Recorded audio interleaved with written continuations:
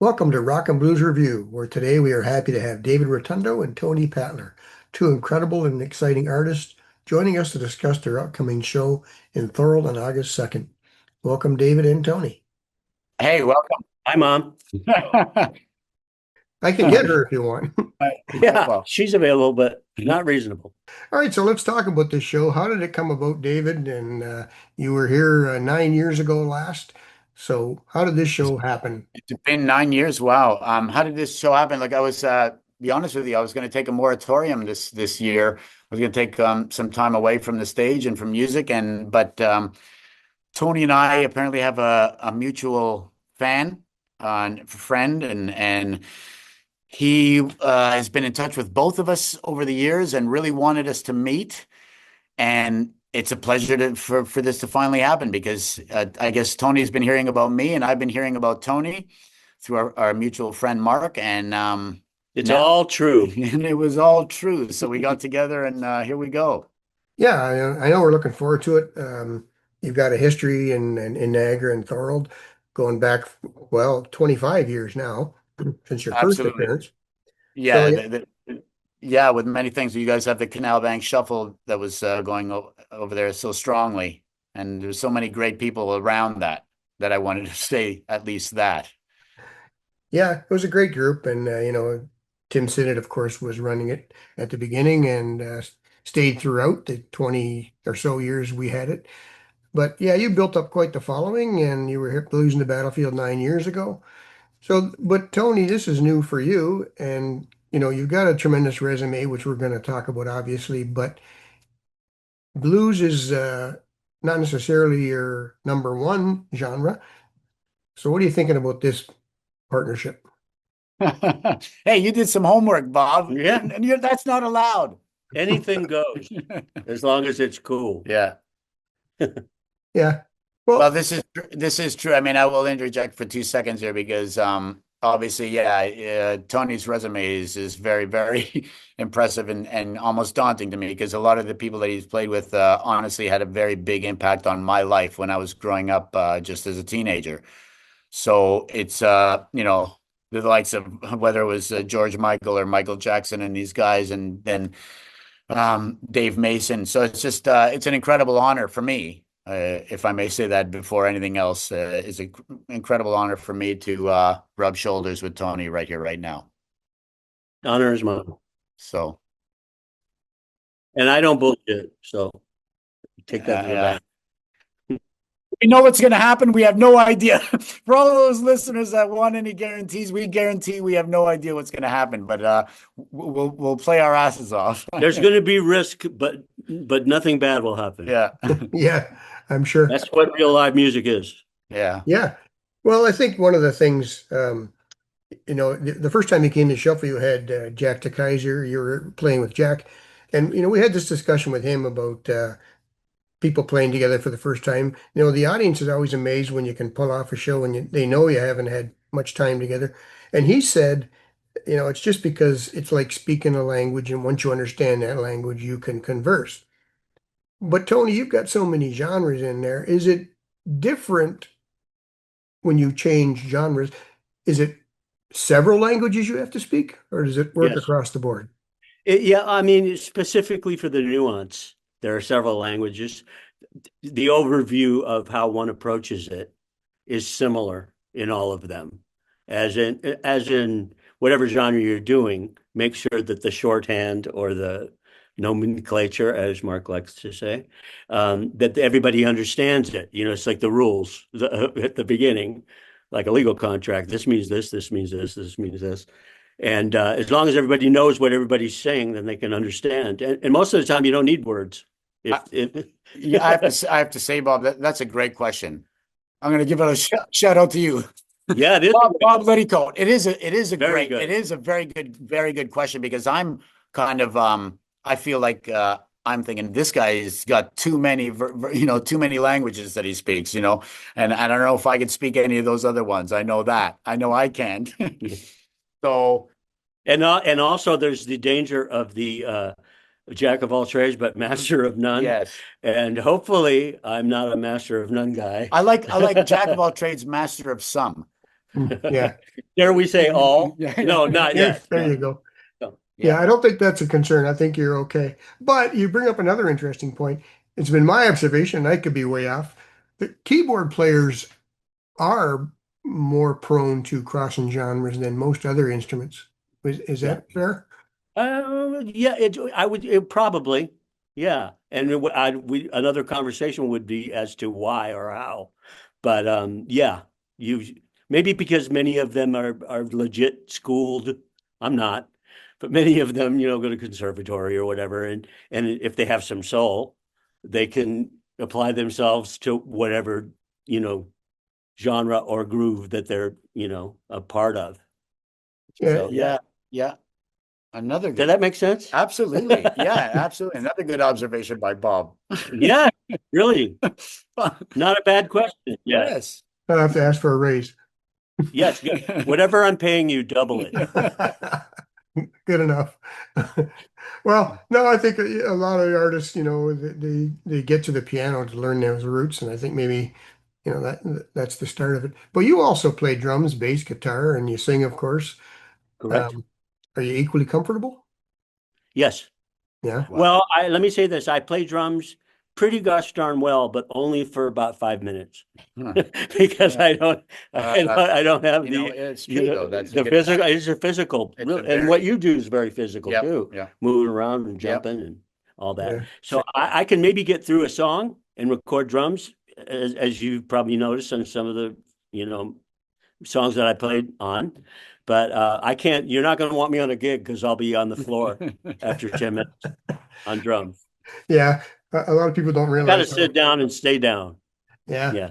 you don't realize how physical it is sometimes. But you mentioned David getting physical. He does. I mean, you really connect with the audiences. That's one of your strengths. You usually make your way through the audience at some point, no matter how big the venue is. So, David, do you look forward to that, or is it something you feel you have to do? Oh, yeah. Great question. I always look forward to it because I mean to me it's all about connection. So I like to get to as close as I possibly can to people that are in the room. I think that's why I have a tendency or a propensity for smaller rooms and smaller stages as opposed to big venues and big, big festivals. I mean, this music is it's so sacred, it's so Intimate. personal and intimate that it's great to Yeah. be able to hear the pin drop and it's great to have your hair blown back. So those two things are very important to me. Agreed. Yeah. Yeah. No, and you asked for a small venue on this trip around specifically. So, that's great for the audience to be able to be so intimate with you. And they do really, really appreciate that. And it sometimes surprises me how many people don't bother mingling with the audience when they had the opportunity. Or even looking at them. Sometimes, some Yeah. artists. Yeah. Yeah. Yeah. Yeah. You've seen a couple of those too. Usually not here, but and when I read something this morning about somebody, thrilled thinking, "Oh, I saw this guy way back when he was starting out. Now I'm so thrilled." But they seem to miss that it's happening now. You know, Artists come to town, play a small venue. They're the guys down the road who are going to say, "Man, I'm just glad I was there." Yeah. That's true. Now, have you two had that when you were young, starting out, or somebody who really motivated you to start or get into it heavy? You first. Okay. Yes. I mean, definitely. James Cotton, it was the one who snake bit me. Well done. Yeah, I mean, he just did. I saw a lot of harmonica players before then, a lot of great ones. I mean, and I always loved being in front of live music, and it was always the most powerful thing to me. So that was happening, and then literally though, it went a notch higher when I saw James Cotton that one night. I mean, he literally just entered my body somehow, and made In a me good, in a make good, in a good yeah, way. made me exactly. I mean, it could be many interpretations Yeah. there. His soul just like yeah, just basically touched mine as well. I mean, and I had to buy a harmonica the next day. I mean, it was like, why did I see so many harmonica players before that and not have that sort of uh, intensity to do it? I had to do it. So there's definitely that one time, and then it continued to happen after that. So Hmm. um, and that was I never ever thought of myself to be a harmonica player before that date. I didn't know nor a singer nor even in a band. I wasn't a musician, at all. I didn't play music. I didn't have a group of friends that I was playing with. But that day, that night changed my life. And then Mine too. yeah, Because I wouldn't be here with you oh, right now. wow, man. Yeah, Man, it's true. it's an honor. But now I'd like to hear Tony's. What I think Billy Preston, I might want to mention happened? in everything that he did with everybody, not every band, but every other band that was famous. You know, I'm always inspired by him. Very inspired by. It sounds like a cliche, but Stevie Wonder, the first four or five records or six, he's just amazing. Of course. And keeping in mind that when he recorded those, there weren't even polyphonic synthesizers yet. You had to play a mini moog and overdub every note if you wanted a chord. Now that's Right. dedication. Oh my goodness. you know, I Yeah. he's one, and who else? I'll have to think of a couple of others. Well, but it's interesting, to look at those guys and to think how they motivated you. And I think that as musicians, you are in tune to that more than the average person, meaning you see the people in the background, maybe people who are recording, who are backups, who are session players, who other Mhm. people don't notice. Right. And so you Or feel, even know that they were there until someone tells you. It's right. not always on the liner notes. You, Yeah. you Billy And Preston played keyboards on a bunch of Sly Stones records. It's not listed on any liner note. really. Yeah. Anyway, digress. Go ahead. No, yeah. no, that's the interesting part. And there's a bunch of them, obviously. Steve Lukather and even Tom Hammer. Right, with Michael Jackson and blah blah blah. Yes, Yeah. So you guys, like I say, I think, amazing, Steve Lukather. yeah, Yes. I did one incredible. session with him. I'll tell you later. Oh, really? I'll tell you Oh, about it. man. Really. Okay. No, Oh, tell us about that. I think he's amazing. so I'll try to do it quickly. It was a demo session for a guy that I didn't know, and he wasn't well known or anything. He was writing songs. He happened to know somebody who knew somebody, degrees of, mhm. separation, Kevin Bacon. And somehow Lukather was booked to play guitar. Nobody else was known. I was pretty young, like maybe 19 or 20. I don't know who the artist was or the name of the song. But Lukather was there, and I was watching. Came up in a red Ferrari, had his people set up all his stuff, and he's just sitting there waiting. Recorded the song. He did his little rhythm, the group groove thing. And then the producer says, "Well, Steve, you want to put a solo on it?" He goes, "Yeah." And so he puts a solo on it. It's amazing. Everybody stops and they all go into the control room to listen back to the solo. Producer says, "You might want to do a second one or a third one as a safety, in case blah, blah, blah." So we're listening to the track and I hear this. It's his Ferrari leaving. That's true, man. He left. He goes, "You That got one great one." that's right. Yeah, yeah, yeah. I like that. I love Live that. with it. That's it. Yeah. And That's true. he was probably absolutely right. Yes. Yeah. Why rabbit hole between one, two, and three? You got a great one. Yeah. Take it. Yeah. Right. Wonderful. That's my Lukather I story. love that. I love it. Well, and we'll just touch on a couple quickly because we got both of you playing with some great players. You in your bio, you'll see Chaka Khan and Steve Cropper, who I think is amazing and as great Me as he is, too. as great as he is, maybe underrated. Like Who was Lukather, underrated? Steve Uh, Cropper. oh, yeah. I I mean, like to say, touched upon this sort of idiom earlier. He didn't write every great soul song, but every other great soul song. Mm. Do you look at the songs he wrote? It's just what? yeah, Anyway, carry on. yeah. No, he's one of those guys, and like I Yeah. mean, he was appreciated by his peers, but maybe not as Oh, yeah. well as he should have been. And so, David, let's look at a couple of your ex-partners. Jeff Healy, Lee Oscar. Um, what was it like working with those guys? Yeah. Well, first of all, I mean, Lee Oscar, absolute pleasure. Agreed. Just a total. I mean, I'm learning things off him still now that he probably said to me 15 years ago that I'm like, oh man, I should have listened to that a Oh, little that's what you closer. meant. Yeah. Oh my goodness, Lee, why didn't I listen to you when you said that? Yeah, he's just an incredible. Well, first of all, he's an incredible human being. And then he's an incredible musician and an innovator with his harmonicas. So I could go on about him for probably too long. I wouldn't want to, yeah, to bend anyone's ear, but amazing fortune for me to be able to rub shoulders with him again because he's just done so much great stuff with that band War, and how he and Eric Burden started it. It's wonderful to get that sort of um those stories in the back. It's really,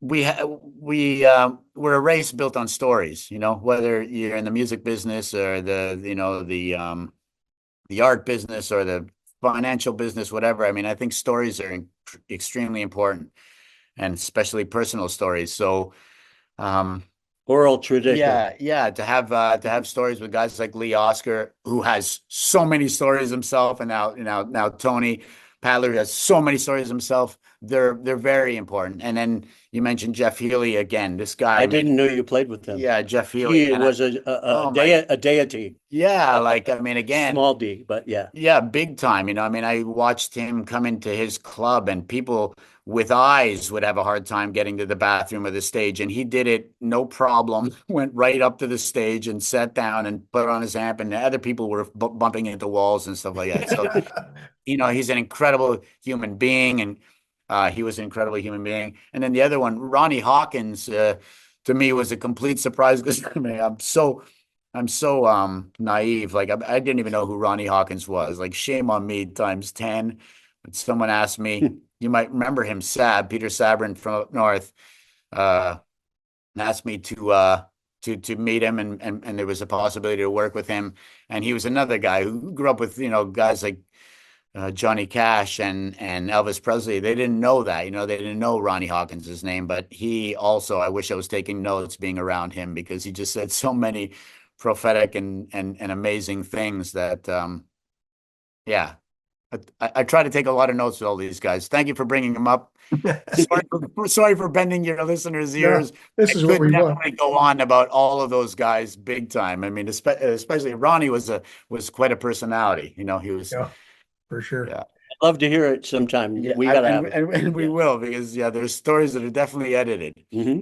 Would have to be edited or is like, but anyway, Highlights by the, yeah, yeah. yeah. All right. So Tony, you've been listed as a musical director, and everyone hears that term, but what does it mean?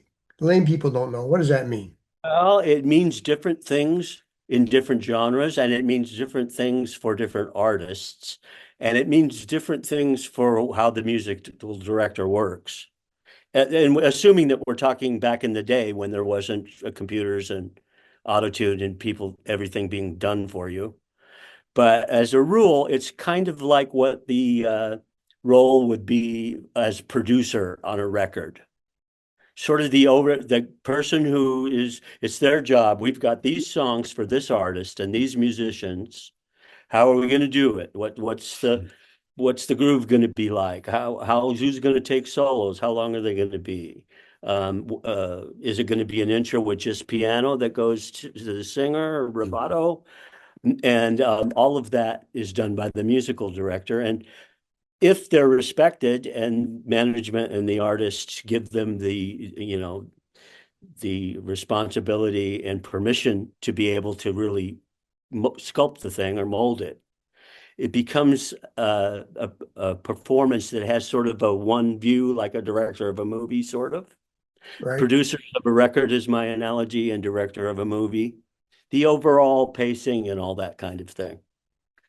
Was Bob, that too long? no, not at all. But Bob, you're really making me self-conscious. I never realized this now until now. Like I got a musical director in my band, so I'm going to say, It's about time. It's about and time. way overqualified, way overqualified, way. There's no way I could possibly pay him enough. But I'll say this We're getting now: paid? there's going to be mistakes, Yeah. and they won't be his fault. They're going to be my fault.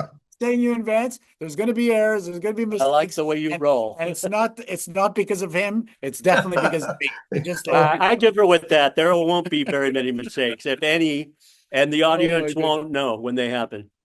Don't hold it Just against Tony. if everybody smiles and doesn't make a bad face, nobody knows making mistakes. Definitely blame it on me. Well, no, I don't think we're gonna have to worry about that because No. getting back to some of the people you play with, David, connecting with people. I mean, one of the greatest shows we ever saw, and I've seen thousands now, thousands. One of the greatest shows, period, was you and Enrico Crivellaro and Alberto Colombo in Tremblant in a bar. It was unbelievable. Oh, wow. Thank you. Were you there? Oh yeah, You and owe I him thought 10 you were. bucks. I'm like, I didn't even know I was there. Me too. Oh, that explains I it. wasn't. I do remember that though. Oh, thank you. Thank you, man. Thank you, Bob. And thank you. I gotta say, really, thank you for jumping on board on this last minute because this is very last minute for both of us. I mean, we really didn't know this was going to happen, and it quickly came to fruition thanks to people like you and the others who just quickly jumped on the train that seemed to be moving down this track in August. So really, thank you, Bob. I appreciate What he said. Yeah. yeah, I Well, appreciate all agree. the I work agree. and all and everyone in that area that's going to come out on a Sunday. We love to see I you. can't wait. yeah. Well, again, that goes back to the connections you made before, and we touched on it earlier about people not doing that, and yeah, you don't get that kind of cooperation or people looking forward to you if you haven't laid the groundwork in the past, which Yeah. which you have.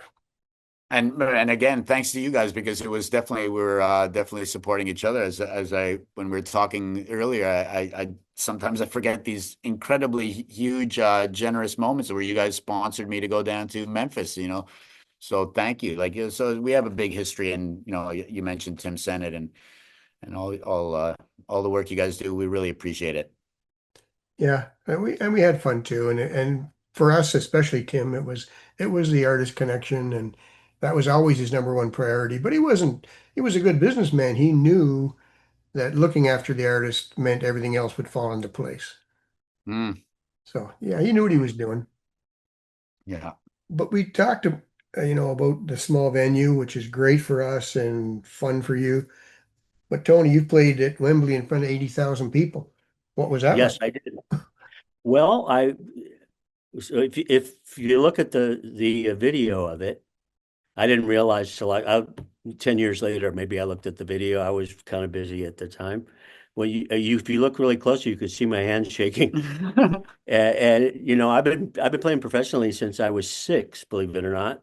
So I don't often get nervous, but I knew that it was going to 70 plus, or maybe 80,000 people in Wembley Stadium. And I just the other day Googled 600 million people worldwide live on television. Yeah, And those figures were sort of dropped before I went on stage, and I was a little nervous. Yeah. yeah, So, I got but it. it was great. And at the time, it was getting more commonly accepted that we needed to free Nelson Mandela. This is before he was free, Right. this, if I'm remembering Wow. correctly. But I think he was, just about to be, but he wasn't out yet. And it was really great to be a part of helping, you know, to achieve that goal. Well, Wow. certainly an iconic concert and moment, Yes. and certainly a different size crowd. And as far as the George Michael aspect, interesting songs I thought at the time Yes. and now that he chose to do. Village Ghetto Land by Stevie Wonder and If I Were Your Woman by Gladys Knight Hmm. and Sexual Healing. Right. We were rehearsing it, in a German burlesque bar during the day while Oh, it was man. closed because we were in Germany touring when he found out he was going to do it last minute. Wow. And I was like, these are some weird songs. And I was looking at the weird art, in the burlesque place.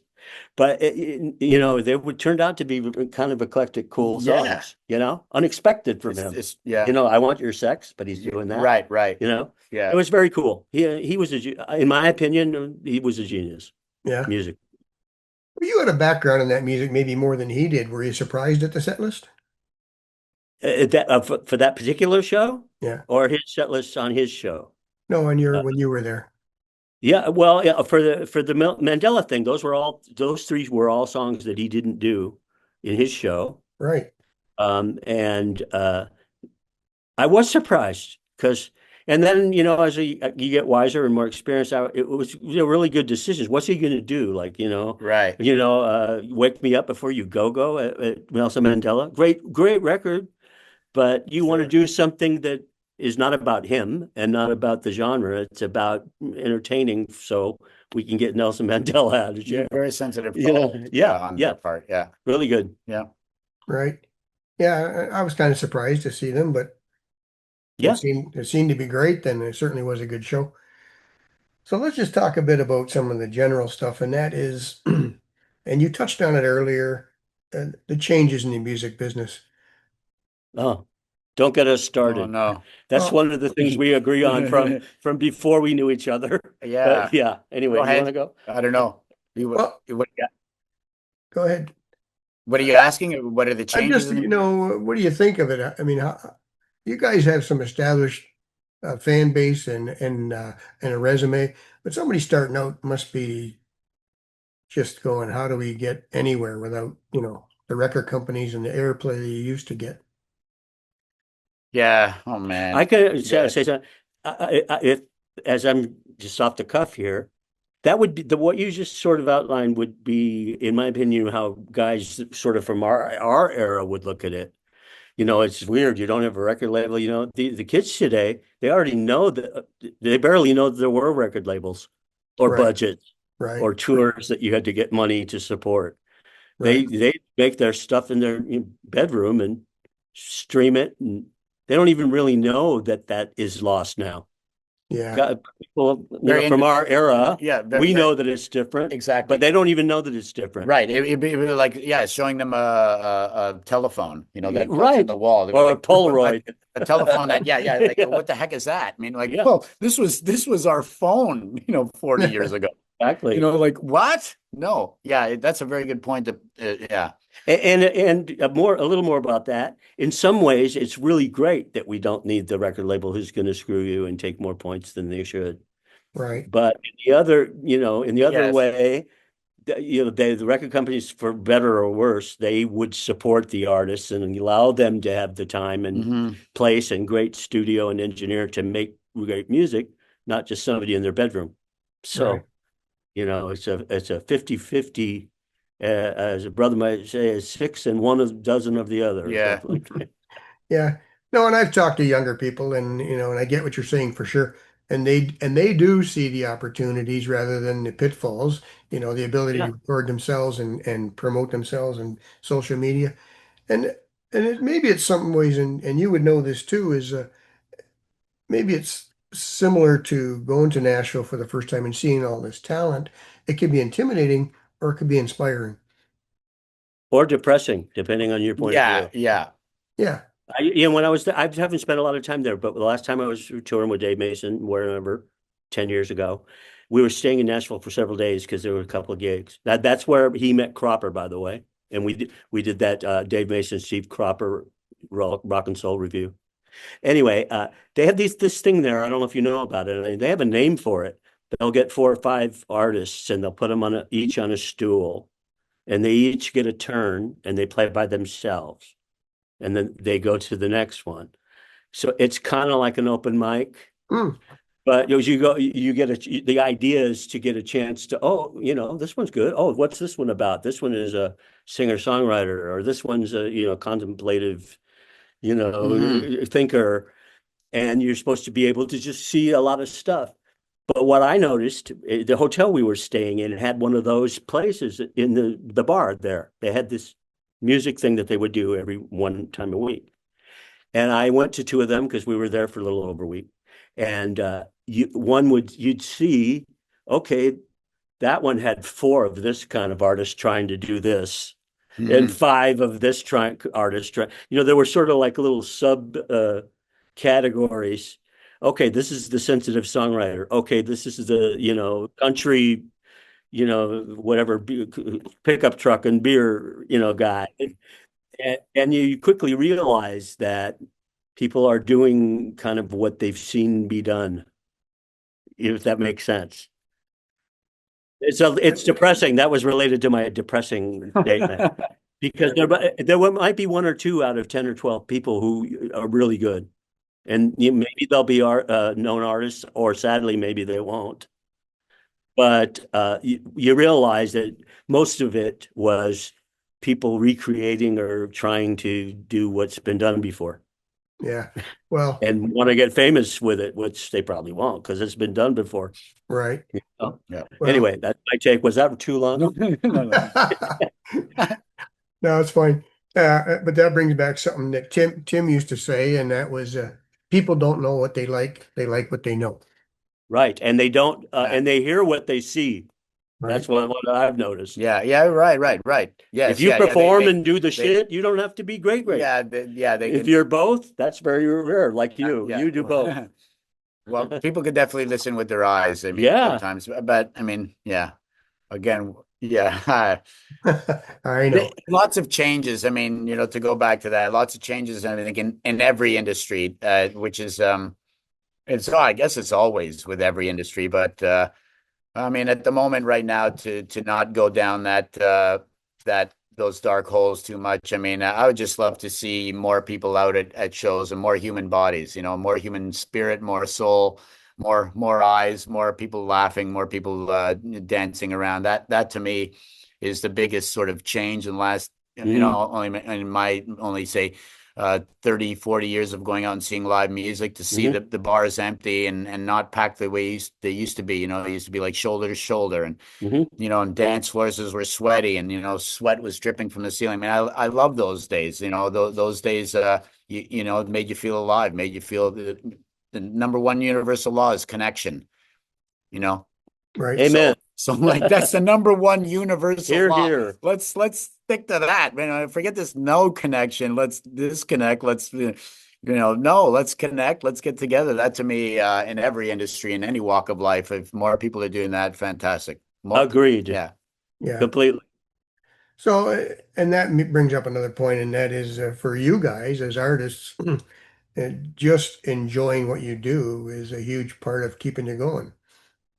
yes, yeah, It's almost everything. it is. Yeah, it Or is. maybe it is everything. I don't Yeah, know. yeah. What's your call on It it? is. It is unfortunately everything. Yeah. Sometimes it's like, man, why? Yeah. Why?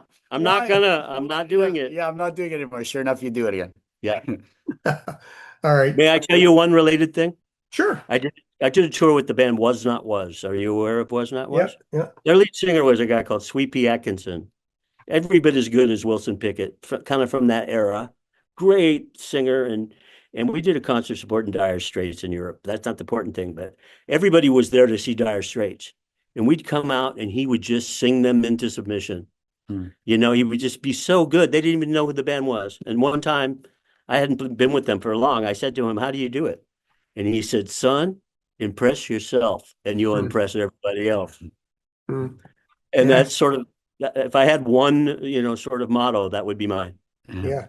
Make it good. You do it for yourself. Make it sound good to you. Yeah. Yeah. And if it really is connecting in the way that we like to try to do, Yeah. they'll get it and everybody will like it. Well, and I think that certainly connects to the people you want to connect to. Exactly. The ones who understand that are the ones you want coming. Yes, and others might get it in 5 years. So Exactly. you just got to wait. Yeah. Or they get it, but they don't realize they got it. But Yeah. why am I staying here? I don't even know if I like this or Yeah. not yet. But hey, Bob, stop asking so many great questions. Yes. Let's Yes. wrap this Give up. us a softball. Yeah. Let me hit one. I think you're okay. But we are getting close to running out of time. So a couple things I I, want I to touch on quickly. And one of them, Tony, is you got a couple solo albums coming out. I do. oh really? I didn't know that, but I didn't know that. I'm writing and preparing for. Yes, I am.